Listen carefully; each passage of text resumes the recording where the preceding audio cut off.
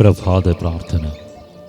അപ്പോസ്തലന്മാരുടെ പ്രവർത്തനങ്ങൾ 2-ാം അധ്യായം 25-ാം വാക്യം. ദാവീദ് അവനെക്കുറിച്ച് പറഞ്ഞിരിക്കുന്നു: ഞാൻ കർത്താവിനെ എപ്പോഴും കൺമുൻപിൽ ദർശിച്ചിരുന്നു.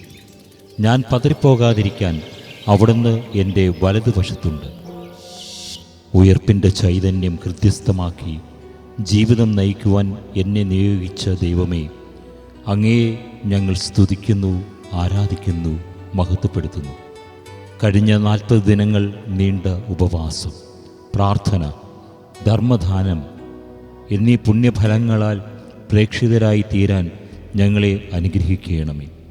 ഞങ്ങൾ അനുഭവിച്ച തപസ്സുകാലം, നേടിയെടുത്ത സുഹൃതത്താൽ ഞങ്ങളെപ്പോഴും കർത്താവിനെ കൺമുൻപിൽ ദർശിച്ച് ജീവിതം നയിക്കുവാൻ അനുഗ്രഹിക്കണമേ.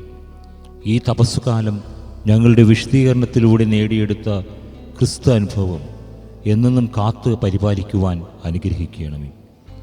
നേടിയെടുത്ത ക്രിസ്തുവിനെ മറ്റുള്ളവർക്ക് പകർന്നു നൽകി ഞങ്ങളുടെ ജീവിത ദൗത്യങ്ങൾ നിർവിഘ്നം നിറവേറ്റി അങ്ങുമായി സായുജ്യമടയുവാൻ അനുവദിക്കണമേ.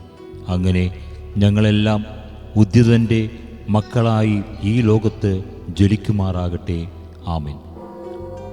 വിശുദ്ധരുടെ മൊഴിമുത്തുകൾ. വിശുദ്ധ ബേസിൽ. നിങ്ങൾ ഉപയോഗിക്കാത്ത അപ്പം വിശക്കുന്നവർക്കുള്ളതാണ്. വെറുതെ സൂക്ഷിച്ചിരിക്കുന്ന നിങ്ങളുടെ വസ്ത്രം നഗ്നർക്ക് ഉള്ളതാണ്. നിങ്ങൾ ധരിക്കാത്ത ചെരുപ്പുകൾ നിഷ്പാദകരുടേതാണ്. നിങ്ങൾ പൂട്ടി സൂക്ഷിച്ചിരിക്കുന്ന പണം ദരിദ്രരുടേതാണ്. നിങ്ങൾ ചെയ്യാത്ത ഉപവിപ്രവർത്തികൾ നിങ്ങൾ ചെയ്യുന്ന അനീതിയാണ്.